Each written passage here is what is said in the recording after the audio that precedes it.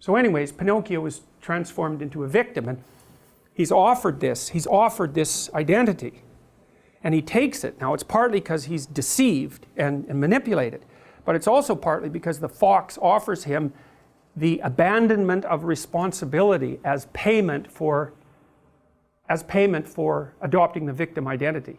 So this is where his own lack of morality, let's say, because this is all about Pinocchio's development as a character, plays a role in his demise.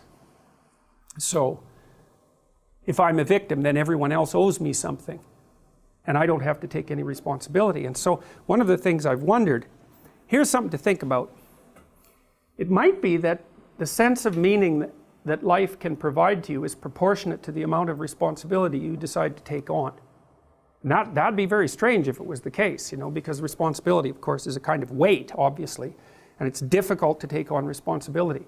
But if any positive emotion that you feel, and your control of anxiety, and the control over pain, is dependent on the activation of these systems that watch you move towards a desired goal, then the more complete and weighty the goal is, the more kick there's going to be in the observation that you're moving towards it.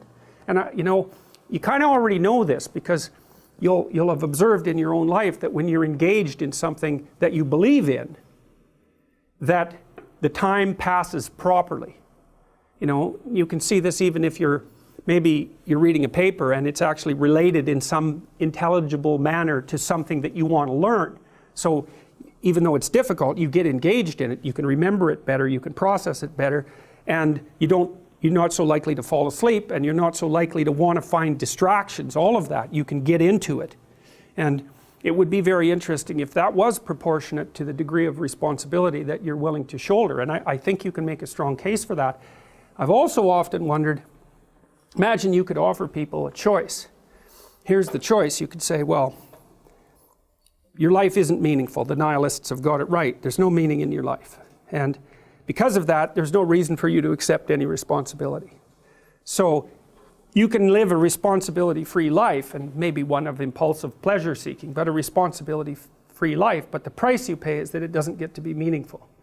Or you could say to someone, no, we're going to do the opposite. We're going to say, you can live a meaningful life, but it's only going to be as meaningful as the amount of responsibility that you're willing to bear.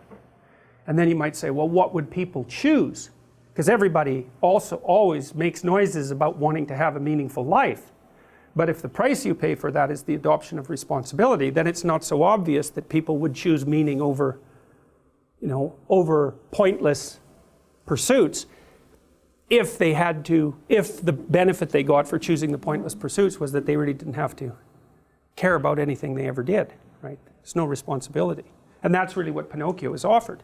And that's what the coachman offers him. And that's interesting because,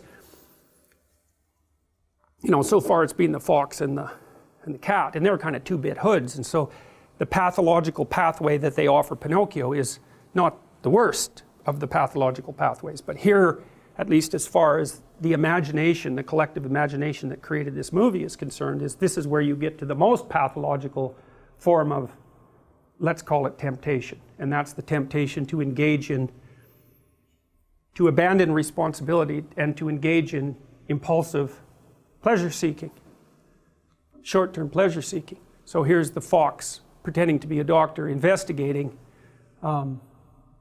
Pinocchio's illness, and he makes some notes which is all just meaningless scribble, right? It's like white noise, and it doesn't matter that the arguments that he's making are completely incoherent. And it doesn't matter that he actually doesn't know anything. What he's selling is easy to buy. And so Pinocchio buys it. And by the end of the conversation with the fox, he's pretty convinced that he's useless and that he needs a vacation. You know, this is an Oedipal situation as well, which I touched on in the other lecture. I mean, let's imagine that you have a child that is a little on the neurotic side, so high negative emotion, and maybe one that's also a little bit on the sickly side, so has a variety of, let's say, relatively minor ailments, but ailments nonetheless. And so what that means as a parent we'll say mother for this example because I want to use the Oedipal example, you have to make a decision all the time about exactly how you're going to treat that child. One decision is, well, I'm not going to, you don't have to go to school today because you're not feeling well. It's like, fair enough.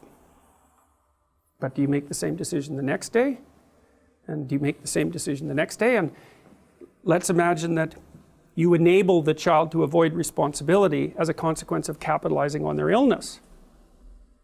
Well, then that's not going to be very good for the child. The rule with a sickly child has to be something like, I'm going to push you right to your limit. Because otherwise, how is the person going to figure out what they can do? And if they can't figure out what they can do, then they're not going to be able to make their way in the world at all. And then that gets muddied very badly if you're not exactly sure that you want them to make their way in the world. You know, maybe you're just as happy because you'd be sitting at home alone if your child was there with you. And maybe you'd be just as happy at some level if they never grew up at all, because then they won't leave. And so, and maybe that's because you have a terrible marriage and you're lonesome, you know. Maybe it's an abusive marriage and your husband has chased away all your friends. And so you don't have anything at all. And maybe that's because you didn't stand up for yourself very well, apart from the fact that he was, you know, tyrannical in his central nature. And so then all those little warps and bends in your psyche are going to manifest themselves right in the background of every single one of those decisions. My daughter had a lot of illnesses when she was adolescent, and they were very serious, and it was very difficult to figure out what to do about that, because you couldn't exactly apply normative rules, right? And we always had to figure out, if she was communicating her symptoms to us, how seriously to take those. And the answer was the least amount of serious possible. It's something like that, because we needed to know, and she needed to know, what she could do in spite of the fact that she had problems.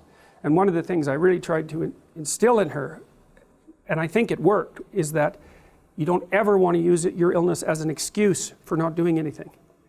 Not consciously. You know, sometimes you might not know, I'm not feeling well, what can I do? Well, you don't know, right? Because sometimes when you're not feeling well, you can do more than you think, and sometimes you can do less than you think. It's not like it's obvious, but sometimes it's obvious, you know, this little temptation flits through your mind and you think, well, I don't really want to do what I'm doing today and I'm not feeling very well, so I don't have to do it. You do that 100 times, then you don't know how sick you are anymore. And then you're in real trouble, because not only are you sick, but you've muddied the waters.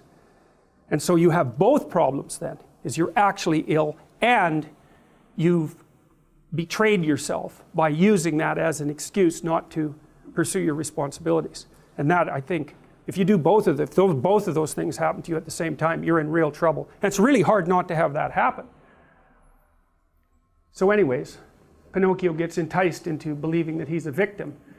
The fact that he's insufficient is used as an excuse by the fox and the cat to offer him a trip to Pleasure Island. And this is, I think, where the movie gets particularly dark.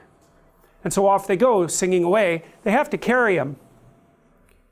So you could say, in some sense, he's carried by societal pathology and his own trouble.